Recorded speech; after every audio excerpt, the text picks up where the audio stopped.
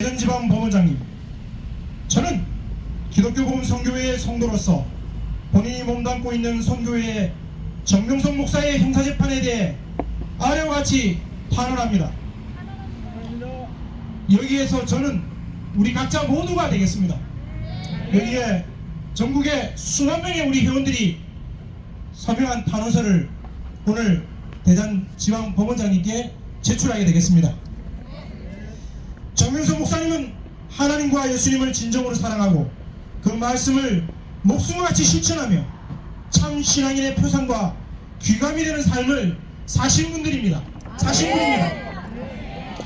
또한 젊은 당 국가의 부름에 응하여 1966년부터 68년까지 베트남전에 2번이나 참전한 유공자로서 홍길동 작전 시 소총 980여 종의 무기를 획득하는 등 다수의 전공을 세워 오늘날 대한민국이 있게 한 혁혁한 공로자이십니다.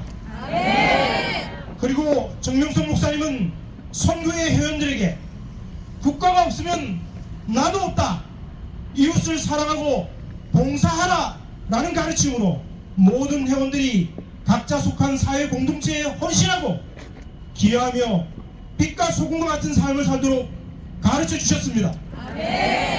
그러나 최근 정명석 목사님이 겪는 일련의 고소사건은 진실되고 깨끗하게 살아온 그분의 삶을 너무나 잘 알고 있는 회원들에게는 너무 억울하고 안타까운 일인 것입니다.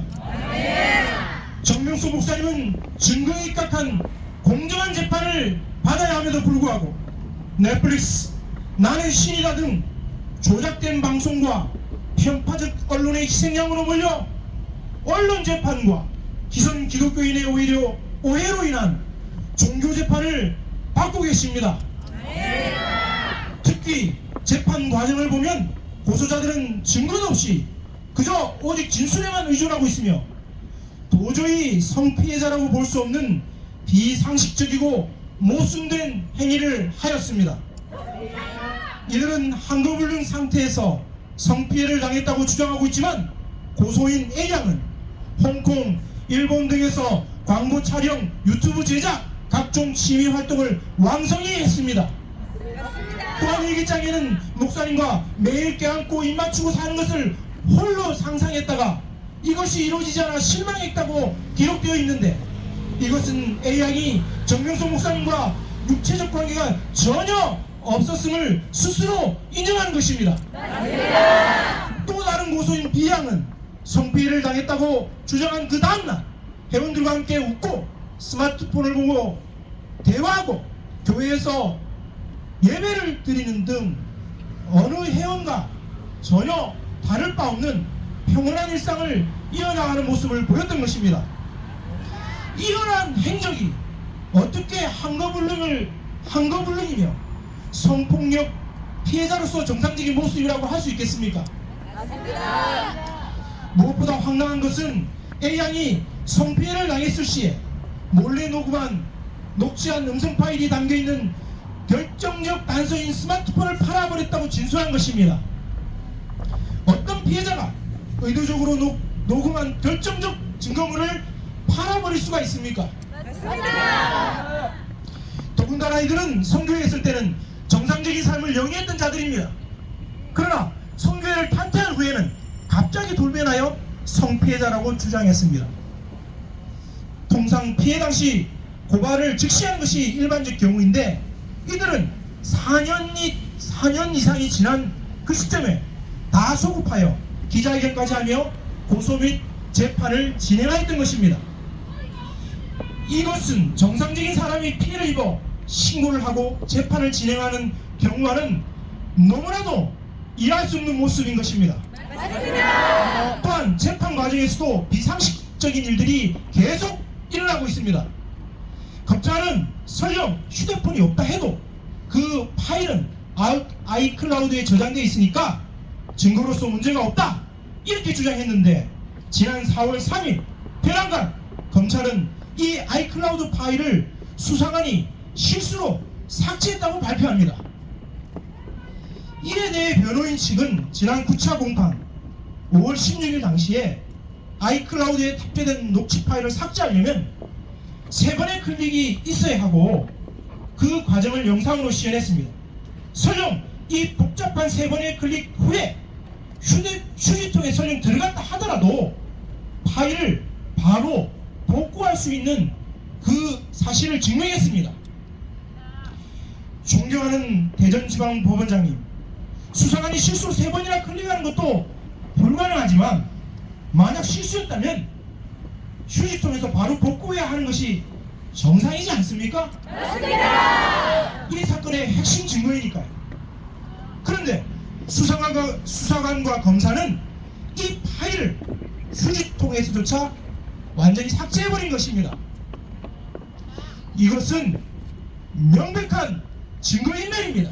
맞습니다. 그리고 수사관은 아이클라우드 파일을 본 적도 없고 조서에도 기술하지 않았다고 증언합니다. 이것과 달리 검사 측 조서에는 수사관이 아이클라우드 파일을 다운받아 다 듣고 수사를 했다고 분명하게 기록되어 있습니다. 그러면 도대체 이 조서는 누가 작성한 것이란 말입니까? 이것은 검찰이 허위로 작성된 조서라고 밖에는 달리 볼 수가 없는 것입니다. 맞습니다. 존경하는 대전지방법원장님, 대한민국의 국민은 공명전대한 법질서에 따라 재판을 받을 권리가 있지 않습니까? 맞습니다. 그러나 정명석 목사님의 재판은 너무나도 불공정합니다.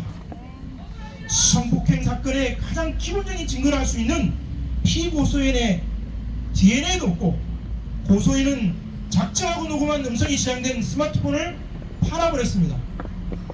검찰은 수사관이 파일을 실수로 삭제했다고 거짓말을 하고 있고 심지어 조서까지 날조했는데 현 1심 재판부는 오직 피해자라고 거짓 주장하는 고소인들의 허황된 진술만을 가지고 정명석 목사님을 유죄로 몰아가고 있는 것입니다. 형사재판은 무죄 추정, 증거제일주의 원칙에 따라 이루어져야 하는 것이 지극히 상식인데 정명석 목사님의 재판을 맡은 현 1심 재판부는 그 원칙을 준수하지 않고 죄가 있음을 아예부터 예단하고 여론재판, 종교재판, 불공정한 법집행을 하고 있는 것입니다. 이에 따라서 선교회 전 회원들은 현 1심 재판부에 대한 기피 신청을 한 상황이니 부디 재판장님께서는 이를 잘 살펴주시기를 바랍니다. 기독교복음 선교회 회원들은 정명석 목사님이 평생을 올고지 하나님 사역에 헌신하고 복음을 전파한 삶을 사신 것을 명확히 알고 있습니다. 세상 사람들은 선교회를 마치 이성을 상실한 쇠뇌된 집단으로 호도하고 있지만 정작 선교회의 모든 회원들은 대한민국 사회의 보편 타당한 가치와 법 질서를 지키고 성실하고 진실된 삶을 살고 있습니다. 맞습니다.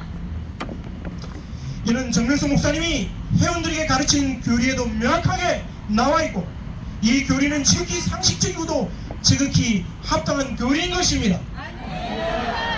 존경하는 대전지방법원장님, 선교회 회원들은 다시 한번 거짓 주장을 일삼는 고소인들과 거짓 언론에 의해 종교재판, 여론재판을 받고 있는 정명석 목사님의 억울함을 호소합니다. 정명석 목사님이 쓴 누명은 비단 목사님만 아니라 수만 명의 우리 회원들이 사이비 집단 공동범죄단체라는 마녀 사냥의 굴레를 벗어나지 못하게 하였으며 개개인의 심각한 명예훼손, 가족 구성원 간의 불화 조장, 공동체 생활을 영위함에 있어 매우 크고 지대한 악영향을 끼치고 있는 것입니다. 우리 선교회 회원들의 간절한 영혼을 받아주시어 정명석 목사님의 재판을 고소인들의 악의적 진술에만 의지하지 말고 명확한 증거와 무죄 추정의 원칙에 입각하여 정의롭고 공정하게 진행해 주시기를 강력히 탄원합니다. 항상 국가 국가와 국민을 위해 수고하시는 법원장님께 진심으로 감사드립니다. 2023년 9월 21일 대전지방법원장님 기중 이상입니다.